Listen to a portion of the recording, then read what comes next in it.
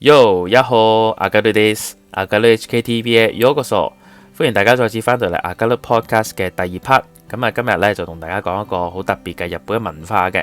咁喺講呢個文化之前呢，就同大家分享一下呢，我最近睇嘅一套電影嘅，就係《孤獨的美食家》嘅電影版啦。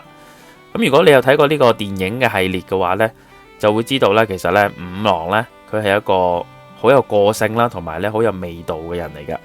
咁佢從事雜貨嘅生意啦，但係呢，收工嘅時候呢，佢唔會同朋友、唔會同同事咧去飲酒打交道嘅。佢反而呢中意呢自己一個人去食飯。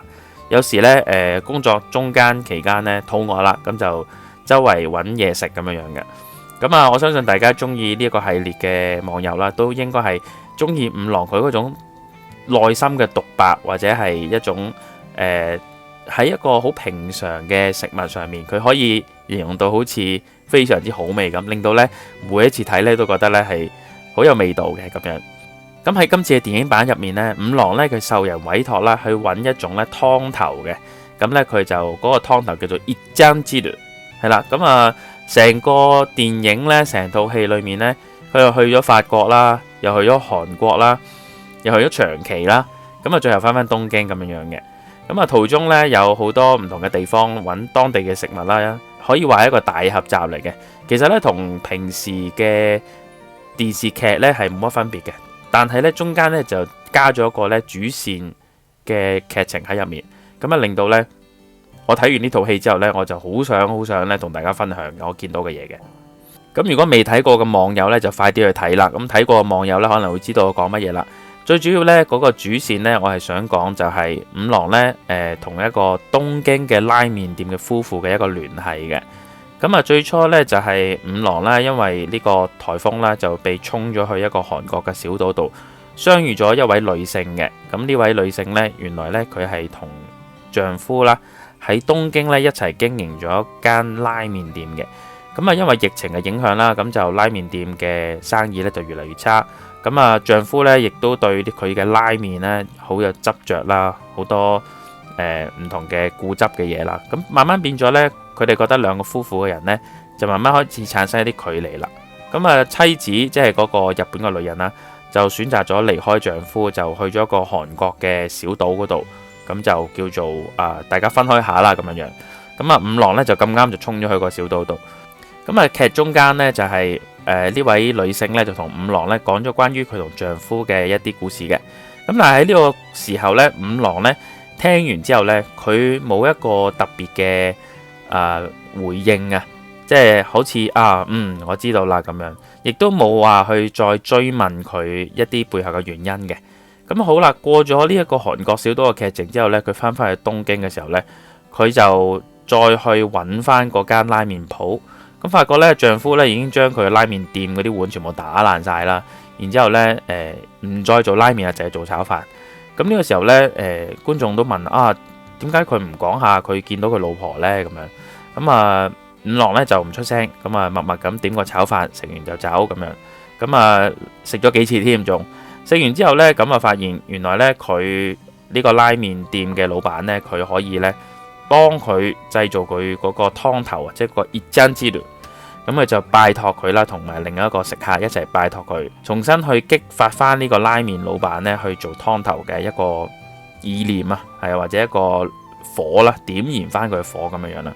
咁而五郎咧就用咗咧喺韓國小島，即係佢個老婆住嗰個島所出產嘅食材啦，加埋佢自己揾到嘅食材啦，就俾咗俾位嗰個老公，就煮咗個靚嘅湯頭出嚟。而呢個湯頭呢，佢又再將佢呢寄翻去俾個老婆。成個過程中呢，就係佢完全呢冇提過我見過你老婆啊，我知道你老婆點點點啊。喺過程中寄翻去俾佢太太嘅時候呢，亦都冇同佢講話我遇過你老公啊，我煮過啲咁樣嘅嘢。佢只係默默咁將成件事呈現翻出嚟咁樣樣嘅。上がるポッドキャスト。咁可能睇開日劇嘅網友咧，大家都知道啦。日本劇成日都係咁噶啦，唔出聲噶啦，見到啲嘢又唔講啦咁樣樣。咁其實點解會咁樣呢？呢個呢，就係我想帶出嘅今日嘅主題啦，就係一個叫做 Sashi no Bunka。咁咧呢個叫做呢個文化咧喺日文裏面咧，我覺得係一個非常之重要嘅角色嘅。又或者咧，可以話你如果唔識呢一個文化嘅話，就算你嘅日文考試有幾高分，你幾識講日文都好啦，你都未必可以融入到或者明白到日本人個心諗啲乜嘢嘅。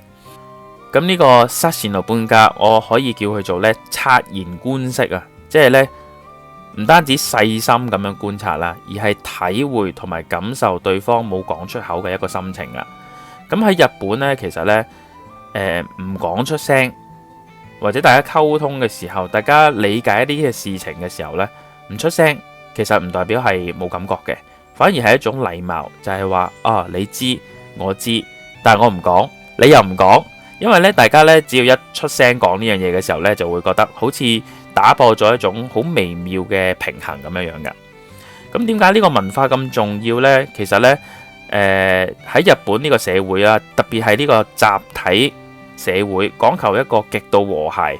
好似我上一集都講過啦，日本人係好重視一個團體嘅和諧嘅秩序。同我哋香港嘅文化咧爭好遠嘅。香港咧就好講求一個個人嘅特質，我哋偏向呢係屬於一個歐美嘅文化嘅，咁啊變咗係有一個叫做個人嘅主義啦，係啦，有啲好叻嘅人啦咁樣。咁但係喺日本嘅社會裏面呢，佢哋會有一啲好叻嘅團體，有啲好勁嘅公司，咁啊同我哋嘅文化係直直有好大嘅出入嘅。因此咧，日本人呢，去到個體呢，佢好多時呢都會係變咗一個唔想造成人哋嘅困擾，成日都話俾人哋迷惑咁樣，我唔想迷惑到人哋，唔打擾人哋。咁呢個文化呢，就變得好重要，好重要啦。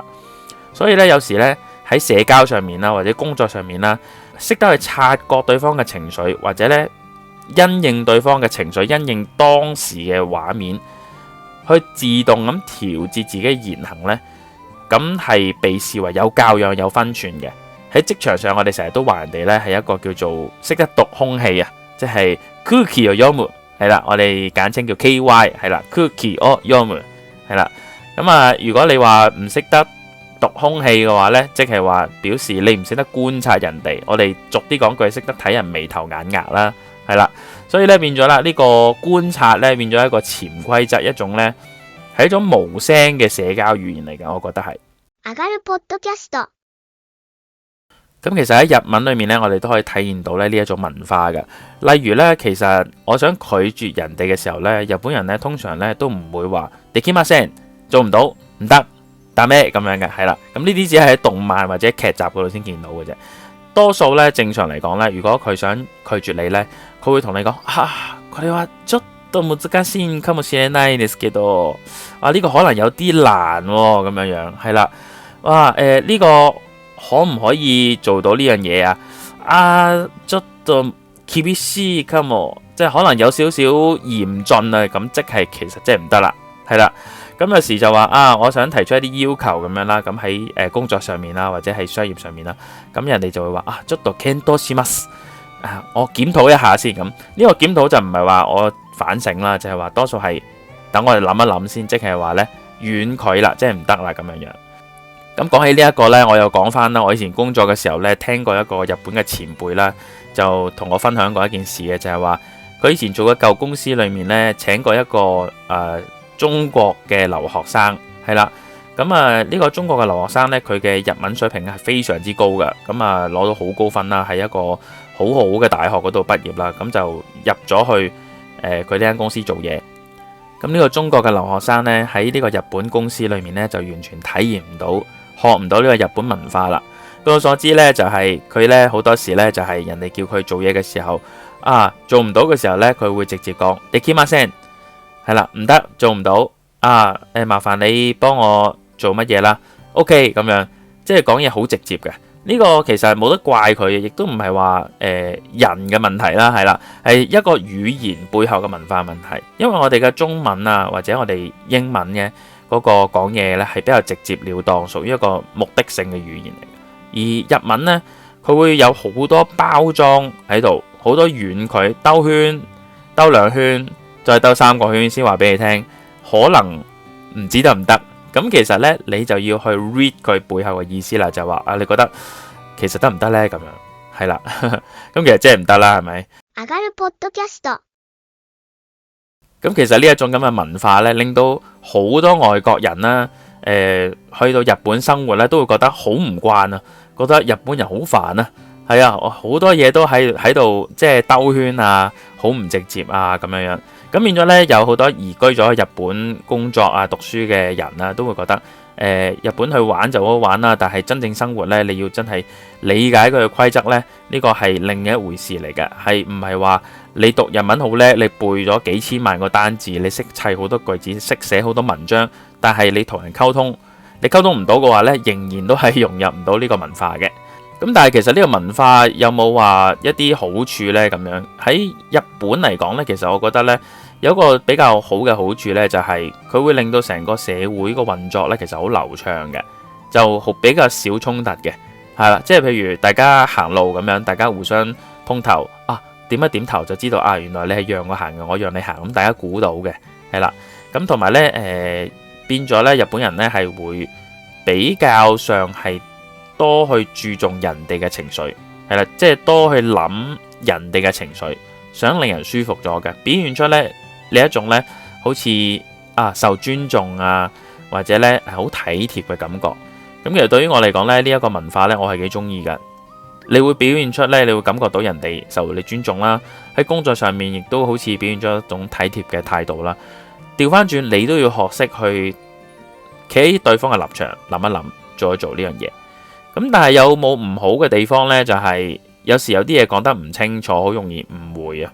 即係話你可唔可以幫我做一啲事情啊？但係如果對方佢好想拒絕你嘅，但係佢又冇好清晰咁樣同你講拒絕，佢只係講到好含糊啊。等我翻去請示一下，等我再傾一傾，檢討一下啦，Kento shimasu咁樣啦。咁啊變咗就係覺得，咦，究竟佢得唔得呢？咁樣好麻煩嘅，變咗初初呢，接觸呢個文化或者住喺呢個日本呢，如果成日會受到呢一種咁樣嘅對待呢，其實會覺得有一種疏離感啊！你成日覺得人哋未必會想接納你咁樣，加上呢，咁樣做嘅話呢，你成日都要估對方嘅情緒呢，你就會產生好大嘅壓抑啦。所以日本嘅社會裏面呢，亦都好多人呢有好大嘅壓抑嘅。咁呢樣嘢呢，我覺得係要 take 一個 balance 咯。因此咧，好似我哋香港文化咁啦，喂，做錯就直接鬧啦，係咪？有嘢做得唔好嘅就直接講你應該點做啦，係咪？咁但係喺日本嚟講，會突然之間變得好冇禮貌，係啦。你唔講你反而係有教養。咁但係又有個問題就係，你做錯咗，人哋唔會直接話俾你聽做錯嘅，會暗示俾你聽。咁咧就變咗，哇，好大壓力啊！究竟要想我點啊？咁樣係啦，呢個呢，其實係要相對時間咧去適應嘅。咁啊，對於我嘅建議嚟講啦，如果大家真係想學呢個文化，融入呢個社會呢，其實除咗真係讀好多日文之外呢，其實大家多啲留意多啲日本嘅劇集啦、小說啦，觀察下、留意下人同人之間對話嗰啲細節，係啦，真係要睇下佢哋對話嘅細節。咁我哋唔好講一啲好科幻、超現實嘅一啲作品，我哋講翻啲貼地啲嘅，即係講翻啲工作上啊、生活上嘅作品。嗱，舉一個超級簡單嘅例子啦。咁啊，例如我同阿加都係好熟嘅，咁平時呢，我直呼佢嘅名字叫阿加都咁嘅。好啦，咁啊，但係呢，有一日呢，突然之間呢，咁如果呢有一日突然之間呢個日本嘅人呢，佢見到阿加都呢，佢就唔叫阿加都啦，佢就叫翻佢嘅職稱，例如阿加都係部長嘅，咁佢就叫翻做部長，係啦，部長生咁樣。突然之間呢，你會覺得，咦，點解好似產生咗個距離感咁樣呢？咁啊，可能大家中間發生咗啲嘢啦。咁呢個就係要你去觀察，點解人哋突然之間會咁樣叫你。上がるポッドキャスト。咁我哋翻返嚟《孤獨的美食家》呢套戲啦，就係五郎呢選擇咗沉默嘅。咁佢同佢個老公呢，個丈夫呢，就冇講過關於佢老婆嘅任何嘢啦，亦都冇同個老婆講話我見過你老公咁樣。但係佢做嘅成件事，令到兩夫婦呢係感受到對方嘅存在。五郎呢喺中間呢形成咗一種微妙嘅連結嘅。咁呢個亦都係呢日本文化一個得意嘅地方嚟嘅。所以日本社會呢好多時就係咁啦，講少啲，感受多啲。但係呢種文化對好多人嚟講呢都係一種修煉嚟㗎。咁你覺得點睇呢？你中意日本呢一種嘅文化啊，定係你覺得好壓抑、好辛苦呢？或者你有冇曾經遇過相類似嘅情況呢？歡迎你留言話俾我聽咯。咁咧，我哋今集嘅阿加魯 Podcast 就到呢度啦，我哋下一集再見啦，拜拜。